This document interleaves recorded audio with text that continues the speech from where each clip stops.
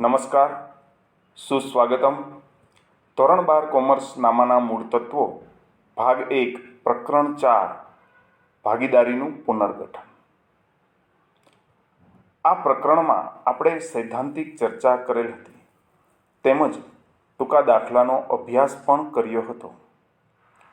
સ્વાધ્યાયના પ્રશ્ન નંબર 10ની શરૂઆત કરવા જઈએ તે પહેલાં સૌપ્રથમ મારે એક સૂચના આપવી છે કે આપ સૌ વિદ્યાર્થીઓ તમારું પાઠ્યપુસ્તક સાથે રાખજો. પ્રશ્ન નંબર 10 તમારી નજર સમક્ષ રાખજો કે જેથી હું જવાબની ચર્ચા કરું ત્યારે તમને આ જવાબ સરળતાથી સમજાઈ શકે તે માટે દરેક વિદ્યાર્થી પાઠ્યપુસ્તક સાથે રાખશે. પ્રશ્ન નંબર 10 તમારી નજર સમક્ષ રાખજો. પ્રશ્ન નંબર 10 આ મુજબ છે. રાજેશ, પુષ્પા અને પ્રતિભા શ્રીનાથજી ટ્રેડર્સ નામની એક પેઢીના ભાગીદારો છે. તેમની વચ્ચે નફા નુકસાનનું પ્રમાણ 2:3:1 છે. 31/3/2017ના રોજનું પાકું સરવૈયું નીચે મુજબ છે. પાકા સરવૈયાનું નિરીક્ષણ કરીએ તો ડાબી બાજુ મૂડી દેવા, જમણી બાજુ મિલકત લેણા. ભાગીદારોની મૂડી અનુક્રમે 2 લાખ, 1 લાખ અને 2 લાખ એટલે કે કુલ 5 લાખ મૂડી આપેલ છે.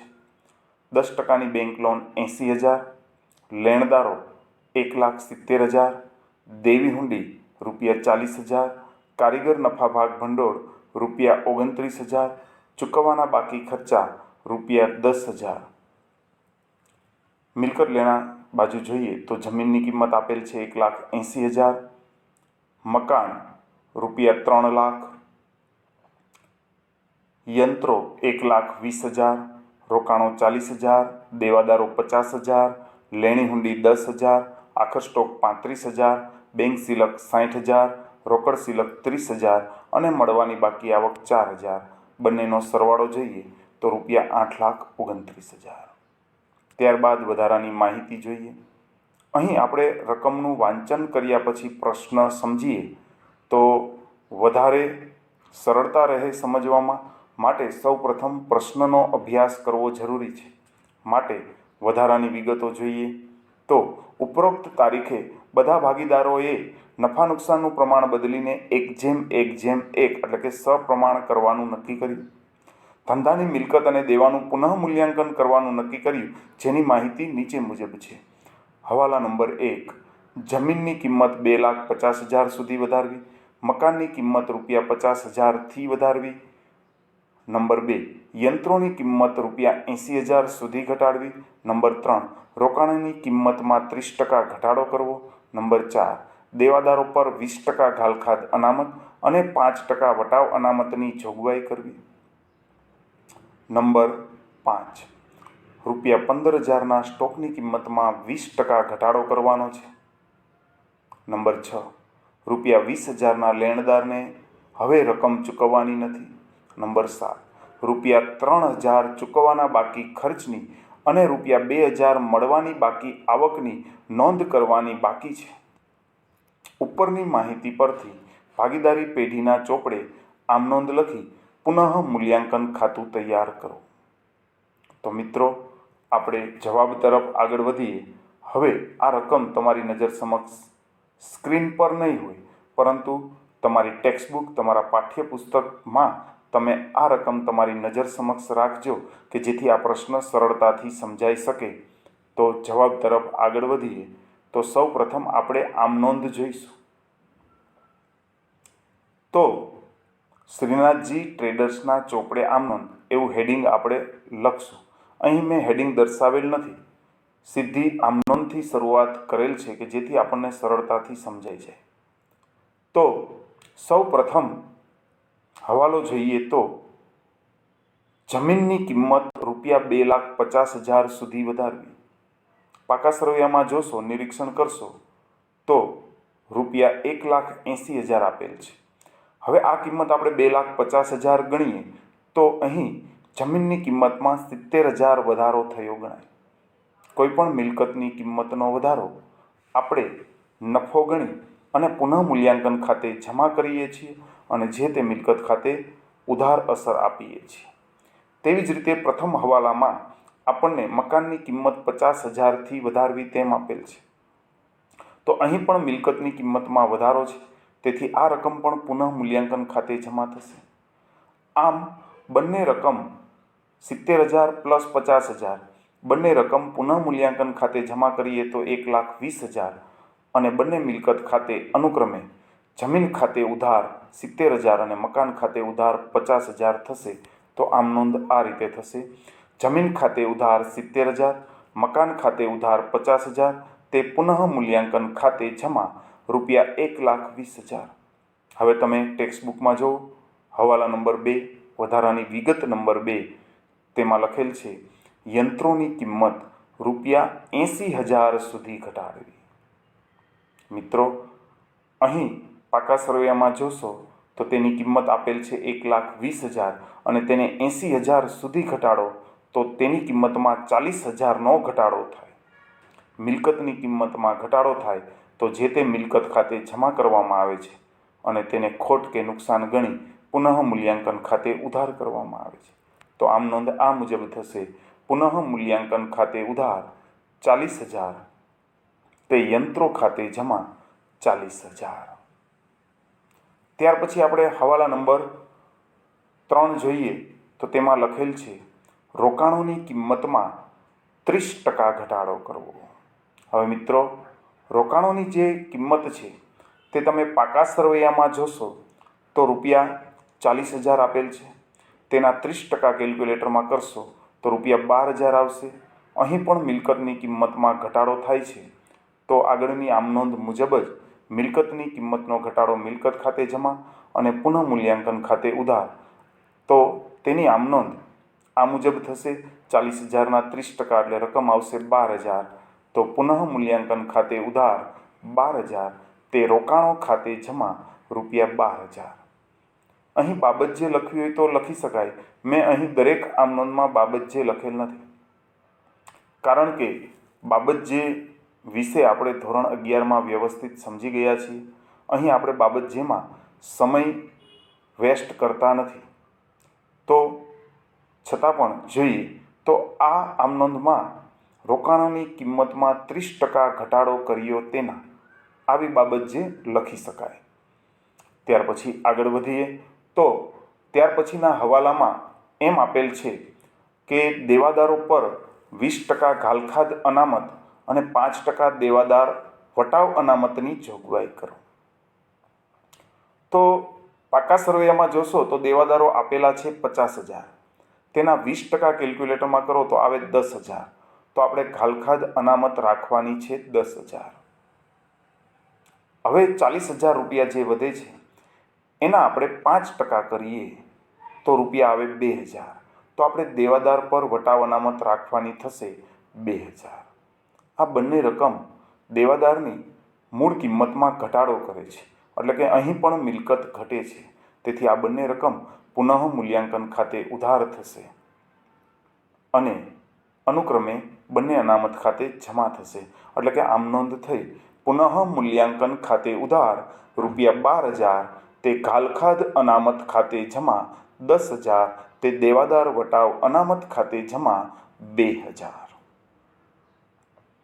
ત્યારબાદ પછીનો આપણે હવાલો જોઈએ તો એમ આપેલ છે કે સ્ટોકમાંથી ₹15,000 જે છે તે 15,000માં સ્ટોકની કિંમતમાં 20% ઘટાડો કરવાનો છે. કેલ્ક્યુલેટરમાં 15,000ના 20% કરશો તો રકમ મળશે 3,000. અહીં પણ મિલકતની કિંમતમાં ઘટાડો થાય છે, તેથી પુનઃ મૂલ્યાંકન ખાતે ઉધાર થશે અને જે તે મિલકત એટલે કે સ્ટોક ખાતે જમા થશે.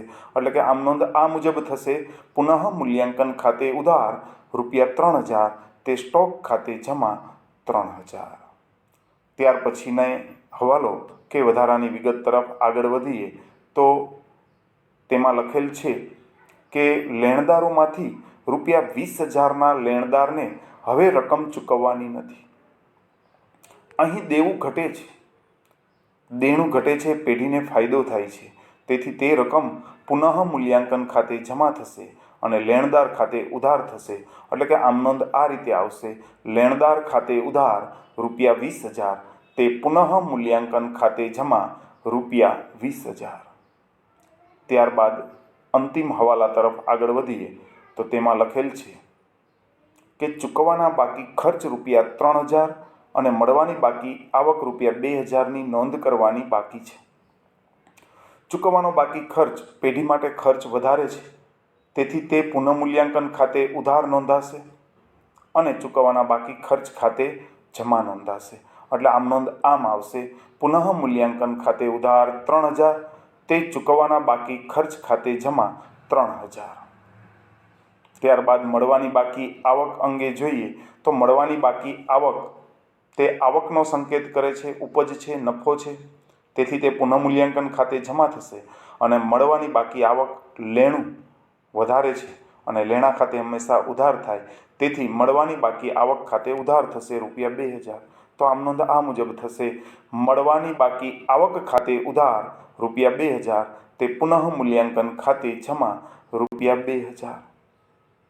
હવે અહીં તમામ નફા અને ખોટનું મૂલ્યાંકન કરશું, ગણતરી કરશું તો આપણને નફો, રફ ગણતરી કરતાં આપણને નફો મળશે અને આ નફાની વહેંચણી ભાગીદારો વચ્ચે કરવી પડશે.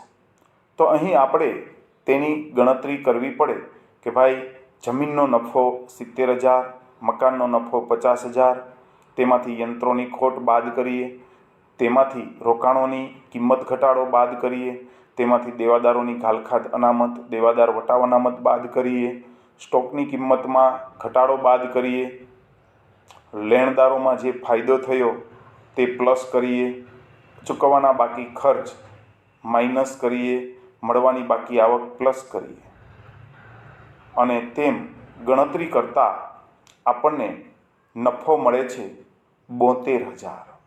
આ તમે કેલ્ક્યુલેટરમાં ગણતરી કરશો કે જે પુનઃમૂલ્યાંકન ખાતે જમા છે તે તમામ વિગતનો સરવાળો કરી અને જે પુનઃમૂલ્યાંકન ખાતે તમામ રકમ છે તેનો સરવાળો બાદ કરતાં આપણને ₹72,000 નફો મળે છે. તો તે નફો પુનઃમૂલ્યાંકન ખાતે ઉધાર કરી અને તમામ ભાગીદારને તેના જૂના નફા નુકસાનના પ્રમાણમાં જમા આપવામાં આવશે. તો આમ નોંધ આમ થશે: પુનઃમૂલ્યાંકન ખાતે ઉધાર 72,000. હવે આ નફો છે તે 2:3:1 એટલે કે નફા નુકસાનના જૂના પ્રમાણમાં વેચવામાં આવશે. તો રાજેશના મૂડી ખાતે ગણતરી કરતા રકમ આવશે 24,000, એટલે તે રાજેશના મૂડી ખાતે જમા આવશે 24,000. પુષ્પાની ગણતરી કરતા 36,000, તેથી પુષ્પાના મૂડી ખાતે જમા 36,000. તેવી જ રીતે પ્રતિભાની ગણતરી કરતા રકમ મળશે 12,000, તે પ્રતિભાના મૂડી ખાતે જમા ₹12,000 આવશે. હવે મિત્રો, આપણે પુનઃમૂલ્યાંકન ખાતું પણ તૈયાર કરવાનું છે. તો પુનઃમૂલ્યાંકન ખાતું જોઈએ અને તેની સાથે સાથે રકમ પણ નિરીક્ષણ કરતા જઈશું. તો જોઈએ પુનઃમૂલ્યાંકન ખાતું. ડાબી બાજુ ઉધાર આવશે, જમણી બાજુ જમા આવશે, વિગત રકમ એવા બે ખાના ઉધાર બાજુ અને જમા બાજુ દર્શાવાશે. ત્યારબાદ હવે પુનઃમૂલ્યાંકન ખાતું આપણે તૈયાર કરી લીધું. હવે એક એક હવાલાની અસર જોઈએ તો ફરીથી જમીનની કિંમતમાં 70,000નો વધારો થાય છે પ્રથમ હવાલામાં, તો તે પુનઃમૂલ્યાંકન ખાતે જમા બાજુ દર્શાવાશે. અહીં ગોખણપટ્ટી કરવા કરતાં તમે સમજો કે મિલકતની કિંમત આપણી જ પેઢીની હોય તો વધે તો નફો થાય, ફાયદો થાય.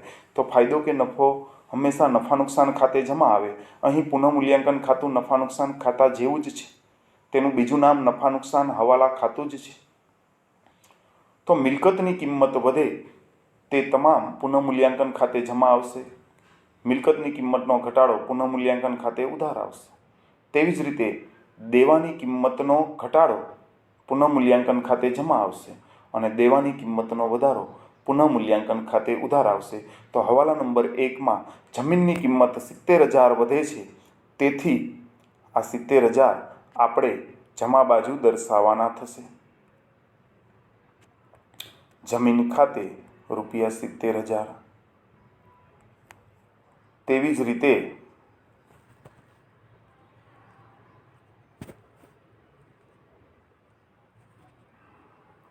મકાનની કિંમતમાં પણ વધારો થાય છે. 50,000 કિંમત વધારવી તેમ કહેલ છે, તેથી મકાનની કિંમત પણ પુનઃમૂલ્યાંકન ખાતે જમા કરીશું.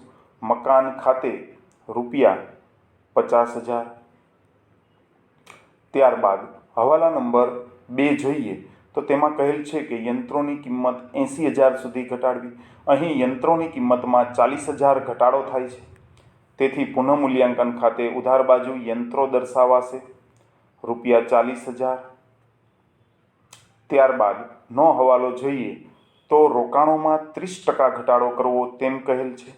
રોકાણોની કિંમત આપેલ છે 40,000 પાકા સરવૈયામાં. 30% રકમ ઘટાડો કરી તો 12,000. કોઈપણ મિલકતની રકમનો ઘટાડો આપણે પુનઃમૂલ્યાંકન ખાતે ઉધાર દર્શાવીશું.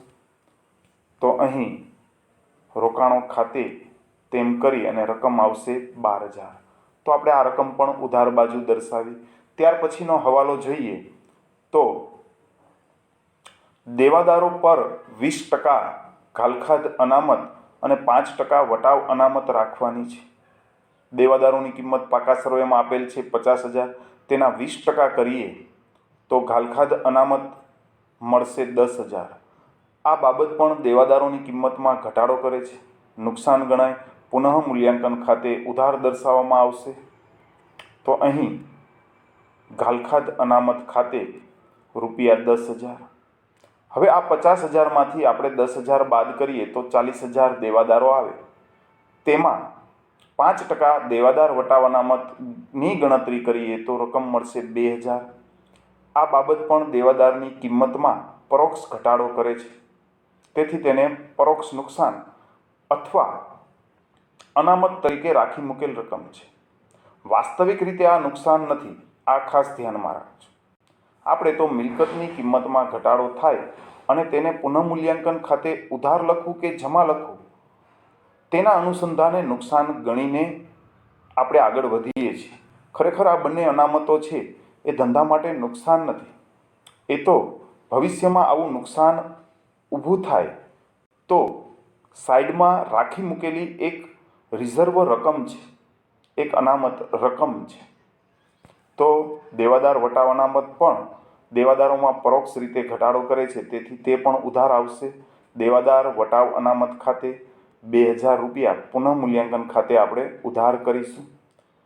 ત્યારબાદ આપણે હવાલો જોઈએ તો સ્ટોકનો હવાલો આપેલ છે. સ્ટોક 15,000 છે, તેમાં 20% ઘટાડો કરવાનો છે. કેલ્ક્યુલેટરમાં ગણતરી કરતાં રકમ મળશે 3,000. અહીં પણ મિલકતનો ઘટાડો છે, પુનઃમૂલ્યાંકન ખાતે ઉધાર આવશે.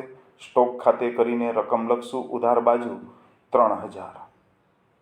ત્યારબાદ લેણદારનો હવાલો આપેલ છે. લેણદારમાં ₹20,000 હવે ચૂકવવાના નથી, તો અહીં દેવામાં ઘટાડો થાય છે, પેઢીને ફાયદો થાય છે. પુનઃમૂલ્યાંકન ખાતે જમા આવશે, એટલે આપણે લખશું જમા બાજુ લેણદારો ખાતે કરીને અને રૂપિયા લખશું 20,000. ત્યારબાદ અંતિમ હવાલો, જેમાં કહેલ છે ચૂકવવાના બાકી ખર્ચની નોંધ ઉધાર બાજુ થાય, તેથી આપણે ચૂકવવાનો બાકી ખર્ચ પુનઃમૂલ્યાંકન ખાતે ઉધાર બાજુ લખશું ₹3,000. અને ત્યારબાદ મળવાની બાકી આવક જે આવકનો નિર્દેશ કરે છે, તેથી તે પુનઃમૂલ્યાંકન ખાતે જમા બાજુ આવશે. મળવાની બાકી આવક અને ₹2,000. હવે આપણે ધોરણ 11માં જે તે ખાતાની બાકી મેળવતા શીખી ગયા છીએ. ધોરણ 11માં વાર્ષિક હિસાબમાં વેપાર ખાતું બંધ કરી નફો કેવી રીતે મેળવાય, કાચો નફો ચોખ્ખો નફો કેવી રીતે મેળવાય તે શીખી ગયા છે. અહીં પણ આપણે સૌ પ્રથમ જે બાજુનો સરવાળો વધારે હોય તે પહેલાં કરીશું. અહીં જમા બાજુનો સરવાળો વધારે છે, એટલે આપણે તેનો સરવાળો કરીએ તો રકમ મળે છે 1,42,000। આ જ રકમ આપણે ઉધાર બાજુ સરવાળા તરીકે દર્શાવી દઈશું અને આ 1,42,000માંથી અનુક્રમે યંત્રો ખાતે 40,000, રોકાણો ખાતે 12,000, એમ આ 1,42,000માંથી 40,000, 12,000, 10,000, 2,000, 3,000 અને 3,000 અનુક્રમે બાદ કરીશું તો આપણને બાકી મળશે ₹72,000। તેથી આ રકમને આપણે નફો ગણીશું અને આ નફો જૂના ભાગીદારોના મૂડી ખાતે જૂના પ્રમાણમાં જમા કરવામાં આવે છે। તેથી જૂના પ્રમાણમાં તેને વેચશું તો રાજેશને નફો મળે છે 24,000, કારણ કે અહીં જૂનું પ્રમાણ છે 2:3:1 અને કેલ્ક્યુલેટરમાં ગણતરી કરશો તો તમને આ ત્રણેય રકમ મળી જશે, અનુક્રમે 24,000, પુષ્પા માટેના 36,000 અને પ્રતિભા માટેના 12,000। તો અહીં આપણું પુનઃ મૂલ્યાંકન ખાતું પૂર્ણ થાય છે। મિત્રો, આશા રાખું છું કે આ સંપૂર્ણ દાખલો તમને સમજાઈ ગયો હશે। હજુ ફરીથી સ્પષ્ટતા કરું કે આ પ્રકારનો પ્રશ્ન પરીક્ષામાં પૂછાતો નથી, તેમ છતાં આપણે એટલે શીખ્યા કે આ પ્રશ્ન આપણને નેક્સ્ટ બંને ચેપ્ટરમાં કામ લાગે છે, જેનું નામ છે ભાગીદારીનો પ્રવેશ અને ભાગીદારની નિવૃત્તિ। તો 5મું પ્રકરણ ભાગીદારનો પ્રવેશ અને 6ઠું પ્રકરણ ભાગીદારની નિવૃત્તિ, આ બંને પ્રકરણમાં આ પ્રકારની ગણતરી આપણને ખૂબ જ કામ લાગે છે। તેથી આપણે આ પ્રશ્નનો અહીં અભ્યાસ કર્યો। હવે આ પ્રકરણમાં પ્રશ્ન નંબર 10 પછી પ્રશ્નો જે આપેલા છે તે તમારે સ્વાધ્યાયમાં હોમવર્કમાં કરવાના છે। તો મિત્રો, અહીં હું કોઈ હોમવર્ક આપતો નથી, પરંતુ પાઠ્યપુસ્તકનું હોમવર્ક છે। મારો જાતે બનાવેલો દાખલો હોમવર્કમાં નથી આપતો, પણ પાઠ્યપુસ્તકમાં પ્રશ્ન નંબર 11-12, જેમાં આ પ્રકારની તમારે આમનોંધ અને પુનઃ મૂલ્યાંકન ખાતું તૈયાર કરવાના જે દાખલા છે તે તમારે હોમવર્કમાં ગણવાના છે। હવે આ તમામ બાબત તમને સરળતાથી સમજાઈ ગઈ હશે તેવી આશા રાખું છું। તેમ છતાં કોઈ પણ ટોપિક, કોઈ પણ વિગત, કોઈ પણ હવાલો ન સમજાયો હોય તો તમે મારું માર્ગદર્શન લઈ શકો છો। આ સાથે હું મારું વક્તવ્ય અહીં પૂર્ણ કરું છું। આભાર। અસ્તુ।